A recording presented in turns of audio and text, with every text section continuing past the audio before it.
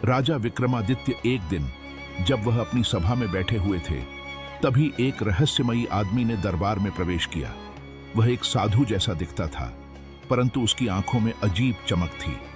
उसने राजा को एक काठ का जादुई घोड़ा भेंट किया। यह घोड़ा हवा में उड़ सकता था और पलक झपकते ही किसी भी स्थान पर पहुंच सकता था। वह साधु बोला, राजन, यह घोड़ा आपको उन स्थानों पर ले जा सकता है जहां सामान्य मनुष्य नहीं जा सकते। इसका उपयोग केवल सत्य की खोज और मानव कल्याण के लिए ही करे। वह साधु इतना कहकर अंतर्ध्यान हो गया। विक्रमादित्य ने तुरंत उस घोड़े की परीक्षा ली। वह घोड़े पर सवार हुए और आकाश में उड़ चले। देखते ही देखते वह एक घने जंगल में पहुंचे। वहां उन्होंने एक भयावह दृश्य देखा। एक विशाल राक्षस एक सुंदर स्त्री को अपने पंजों में जकड़े हुए था। वह स्त्री जोर जोर से चिल्ला रही थी, परंतु उसकी आवाज सुनने वाला कोई नहीं था। राजा ने तलवार निकालकर राक्षस पर हमला करना चाहा, लेकिन तभी आकाश में बिजली चमकी और अचानक एक तांत्रिक वहां प्रकट हो गया। उसकी आंखों में दुष्टता थी और उसके होठों पर एक रहस्यमयी मुस्कान थी। राजा विक्रमादित्य, तुम्हारी हिम्मत की मैं दाद देता हूं, लेकिन यह स्त्री मेरे श्राप के कारण बंदरियां बन चुकी है। तुम इसे नहीं बचा सकते। राजा ने तलवार उठाकर तांत्रिक पर वार करना चाहा, लेकिन तांत्रिक ने अपनी माया से उन्हें रोक दिया।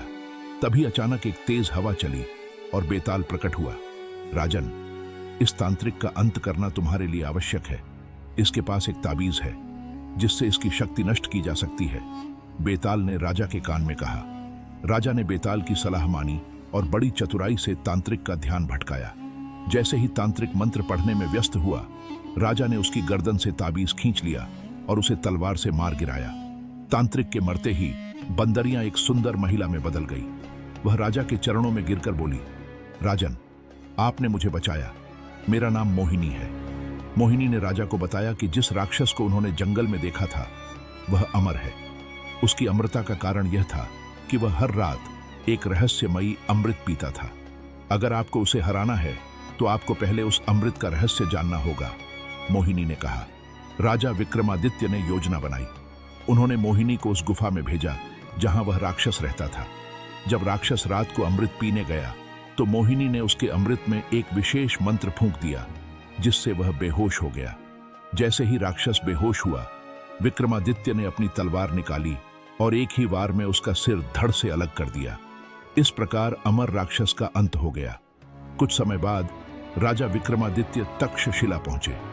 वहां उन्हें पता चला कि वहां के राजा अधिरथ प्रतिदिन 1 लाख स्वर्ण मुद्राएं दान करते हैं, परंतु एक रात कुछ चुड़ैलें उनके महल में घुस आईं और उनके शरीर को खाकर उन्हें मार डाला। विक्रमादित्य ने उन चुड़ैलों का सामना किया। उन्होंने अपनी तलवार से उन्हें मारने का प्रयास किया, लेकिन वे जलकर राख हो जाती और फिर से जीवित हो जाती। अंत में विक्रमादित्य ने अपने खड्ग से एक मंत्र पढ़कर उन पर प्रहार किया, जिससे वे हमेशा के लिए समाप्त हो गईं। लेकिन दुर्भाग्यवश लड़ाई के दौरान विक्रमादित्य के शरीर को भी आग ने घेर लिया। वह बेहोश होकर गिर पड़े। तभी आकाश से एक देवी प्रकट हुई और उन्होंने उन पर अमृत डाल दिया। विक्रमादित्य पुनर्जीवित हो गए और राजा अधिरथ भी जीवित हो उठे।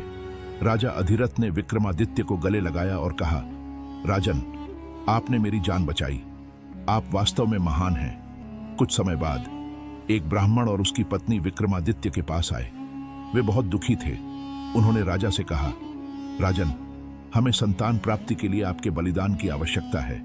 विक्रमादित्य बिना किसी हिचकिचाहट के बलिदान देने को तैयार हो गए। जैसे ही उन्होंने अपना शरीर त्यागने का प्रयास किया, भगवान शिव प्रकट हुए। हे विक्रम, तुम्हारा त्याग अद्वितीय है। मैं तुम्हें अमृतत्व और अपार यश का आशीर्वाद देता हूं। शिव ने उन पर अमृत छिड़का, जिससे विक्रमादित्य और भी शक्तिशाली हो गए।